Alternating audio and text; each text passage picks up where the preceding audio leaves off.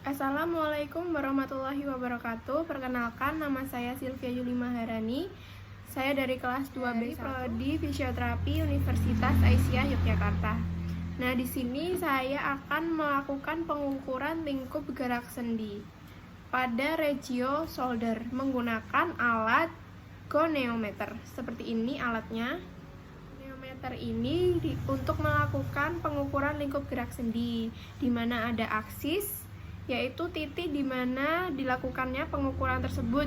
Jadi aksis itu tidak bergerak. Nah, yang bergerak itu adalah dinamis. Dinamis ini ditandai dengan tanda panah seperti ini. Ini adalah dinamis, jadi dia bisa bergerak kemana saja sesuai dengan gerakan sendinya.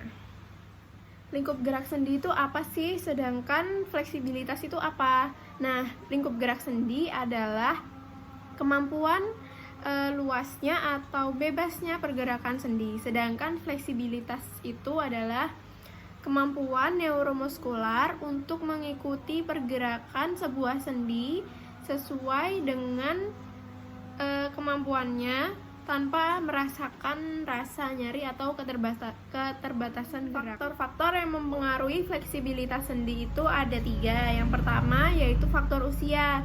Karena semakin bertambahnya usia, maka fleksibilitas seseorang pada sendi tersebut itu semakin menurun karena adanya proses degenerasi. Kemudian yang kedua, adanya faktor jenis kelamin.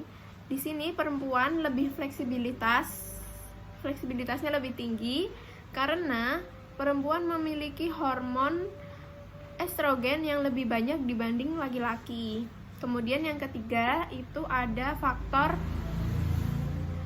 olahraga, faktor aktivitas olahraga yang secara rutin itu akan membuat tubuh semakin fleksibel, fleksibilitasnya semakin tinggi jika rutin berolahraga. Nah, selanjutnya apa sih tujuan pengukuran dari lingkup gerak sendi?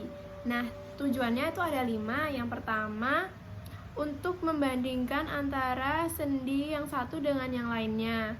Yang kedua, itu untuk mendokumentasikan perubahan yang terjadi pada sendi tersebut. Yang ketiga, itu untuk memotivasi pasien.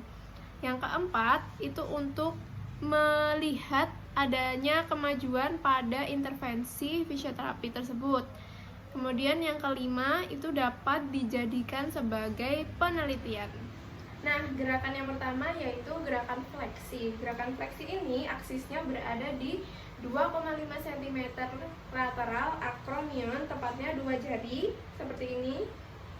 Lalu dinamisnya berada di epicondylus lateral, dan statisnya berada di mengikuti lateral humerus.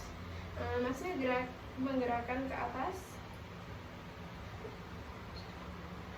lalu 70 derajat. Gerakan yang kedua itu adalah ekstensi. Aksis dan dinamis dan statisnya itu sama dengan fleksi. Yuk digerakkan. Ya. Rom normalnya itu adalah 70 derajat. Gerakan yang selanjutnya adalah gerakan abduksi. Gerakan abduksi itu seperti ini. Untuk aksisnya berada di processus coracoideus di sini. Dan untuk dinamisnya mengikuti epicondylus lateral.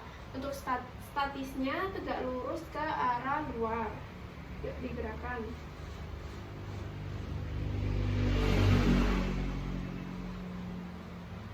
Rom normalnya itu 70 derajat. Nah, untuk gerakan yang selanjutnya adalah gerakan adduksi. Untuk aksisnya berada di posterior glenohumeral joint. Jadi ada di belakang glenohumeral joint. Untuk statisnya mengarah ke bawah, dan untuk dinamisnya itu mengikuti epicondylus lateral. Gerakan.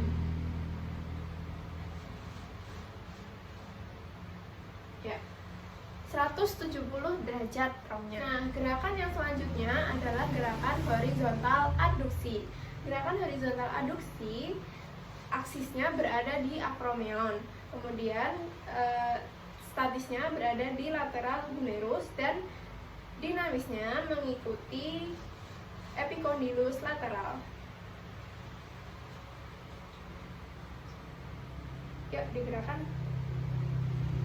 Ya, 30 derajat. Nah, untuk gerakan yang selanjutnya yaitu horizontal abduksi. Gerakan ini aksis dinamisnya dan statisnya itu sama seperti gerakan horizontal abduksi. Yang berbeda adalah ROM-nya. Sebentar.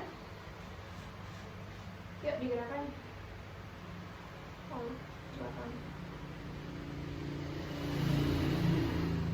Ya, 135 derajat. Gerakan yang selanjutnya adalah internal rotasi. Gerakan ini aksisnya berada di olecranon, kemudian dinamisnya berada di processus styloideus dan statisnya ke arah atas.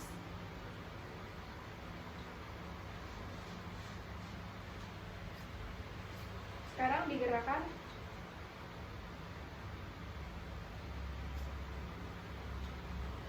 80 derajat. Gerakan yang berikutnya yaitu eksternal rotasi.